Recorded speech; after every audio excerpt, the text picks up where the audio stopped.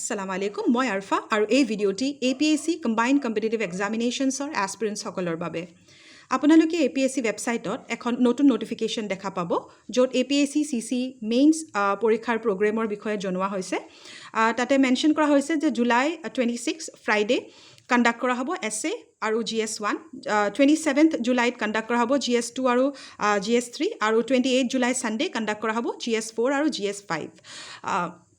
First shift 9টাৰ পৰা 12টা বজালৈ আৰু ছেকেণ্ড শিফ্ট এক্সাম 1:30টাৰ পৰা 4:30টা বজালৈকে আছে।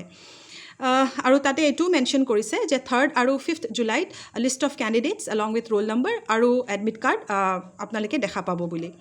এইখিনিতে মই কওঁ যে মই প্ৰিভিয়াছলি কিছুমান ভিডিঅ'জ আপলোড কৰিছিলোঁ, য'ত মই এই GS পেপাৰবিলাকৰ প্ৰিভিয়াছ ইয়াৰ কুৱেশ্যন পেপাৰ বিষয়ে দুই এটা কথা শ্বেয়াৰ কৰিছিলোঁ। লগতে চিলেবাছো মেনশ্যন কৰা আছে প্ৰত্যেকখন পেপাৰৰ, যে আপোনালোকে কেনেকৈ চিলেবাছ আৰু এই GS পেপাৰৰ প্ৰিভিয়াছ ইয়াৰ কুৱেশ্যন পেপাৰৰ পৰা অকণমান হ'লেও ইণ্টাৰলিংক কৰি অকণমান হ'লেও আইডিয়া ল'ব পাৰে যে আপোনালোকে কোনখিনি টপিক কেনেকৈ পঢ়িলে ভাল।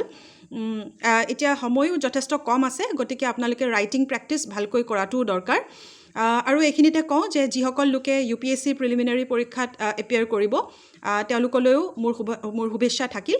আৰু আপোনালোকৰ যদি কিবা ডাউটছ এণ্ড কুৱেৰিজ থাকে আপোনালোকে কমেণ্ট ছেকশ্যনত জনাব পাৰে।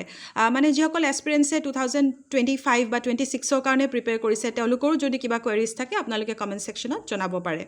আৰু ভিডিঅ'টি চোৱাৰ বাবে ধন্যবাদ। সকলোলৈ শুভেচ্ছা থাকিল।